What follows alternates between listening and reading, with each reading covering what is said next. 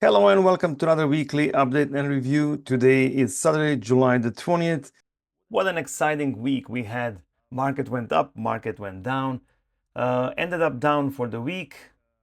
And another exciting thing is I started doing the live streaming sessions. I had two of them. Both had some technical difficulties, but I think I'm getting a grip on the, the software and everything. So I think next week we'll have some better live streaming experience.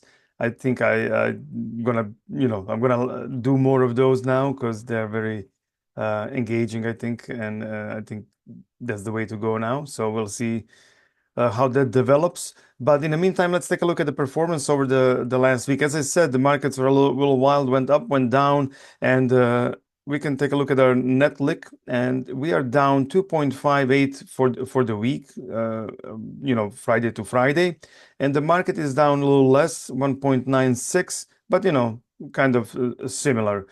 As you can see right here on the graph, we have the blue and the market is red, and I know that.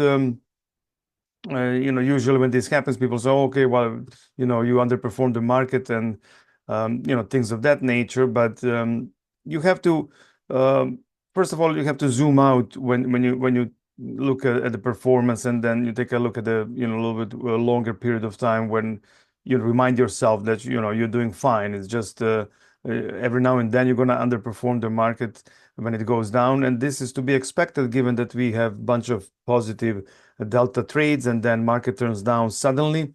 But that's generally just temporary thing. Now, I always record and I follow my net lick as a performance measurement over a long period of time. And, it catches up with a realized, every so often it catches up with the realized, because realized you can have a trade on that's not realized either profit or loss. And a lot of people follow measure their performance by realized profit and loss. I don't do that. I do it by net lick. I think it's more accurate for the purposes of tracking your performance.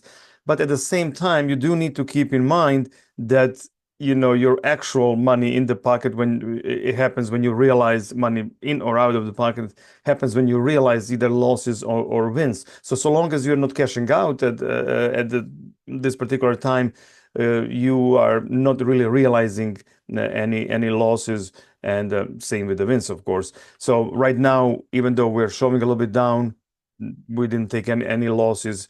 And so that's important to keep in mind. That's not an excuse. That's just a matter of fact. And also, I was watching the video that Tasty Trade put together, which was very interesting. And they did a study over the last 30 years using SPY, which is the same thing, basically S&P, what we do, the S&P 500 tracker. This is what we trade. So it really applies to us. And, I was very surprised to actually see that the last week, or actually Wednesday, when the market pulled down, one day performance off of the all-time highs, it was over 1.5%. And this actually only happened 8 times in the last 30 years. So that was pretty interesting, I would say. And, given that, going down 2.5% on your net lick, I think it's perfectly acceptable. And something to think about is that those particular, obviously, market went down more than 1.5% on any given day many times.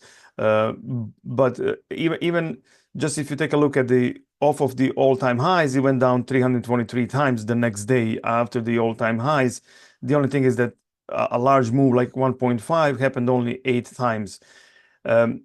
So that's not to say that we don't go down much more often than that, but it's actually those all-time highs that are technically the most dangerous. This is when we are most exposed, because usually that happens when the VIX is very low. So the huge VIX spikes are in play, and we might be even a little bit more exposed than we normally would be. Let's say if the VIX was now at the moment 17 or 18 or 16 or anything like that, we would probably have less exposure. We would be collecting more premium along the way, so we would be opening less trades, and we would be less exposed. So these are the most dangerous times. So given that in those most dangerous times, in an occurrence that happened only 8 times in the last 30 years, going down 2.5% on net lick is very actually encouraging to me, if anything. But obviously, we have to take a look at the next, next week. What's going to happen? Market can go up, and then we will quickly regain these losses, or not losses, but paper losses. But then, if it continues to go down, yeah, obviously we will be hurting more. But then that means that some of our triggers will be met for countering the negative action, including, first of all, our PDSs, which may come into play at some point. And if we take a look here, we have some PDSs. These are the older one, and they were put a while ago when the market was down. So the long puts are in a 5200 range, which is far off, and they probably won't come into play anytime soon. But some of the newer ones are like at 5400, 5350. Then we have 5350, 53, 5425, and then in the more recent ones are even higher, 5450, 5525. So all of these can potentially come to play if we continue to go down, and they would offset some of that, some of those hits on the naked puts. But in addition to that, once our delta gets north of 0.35% of the net lick, we will start deploying some negative delta trades, namely zebras, some hedges on demand, or potentially even selling the short futures to get some negative delta, and then that would further reduce the potential losses. So this is all part of the game, part of the plan. It's to be expected. If you have a strategy that is continuously staying delta positive, then you are most of the time cruising slowly, cruising through time, through market, through getting your net lick increased regularly. But then occasionally you have to get some hit, because the markets have to correct every now and then. This is known something. This is not unpredictable like a black swan event or something. This is predictable. We know we're going to go down, and we're going to have corrections, and probably a classic correction of 10% will happen, maybe once every 2 years, and smaller pullbacks more often than that. So we are well prepared for that. So I want to make sure that anybody who is following my strategy or similar strategy doesn't panic, and just continues with the plan, and stays ready to deploy the defense should that be needed. Okay, so that's on that. Let's take a look quickly this tab here. These are our open trades. This is where we keep track of all of the open naked puts, and as you can see, everything that's blank here, it's open. So as you can see, we have several naked puts going on, but we also have a bunch of put debit spreads that are open, and that hopefully some of them could potentially cash in a little bit. Our next trade is scheduled for Tuesday, 23rd, and I will soon post the I don't even know what you call it. It's not the invite, but I post it on my channel. And then if you click to be notified, you will get notified when we actually go live.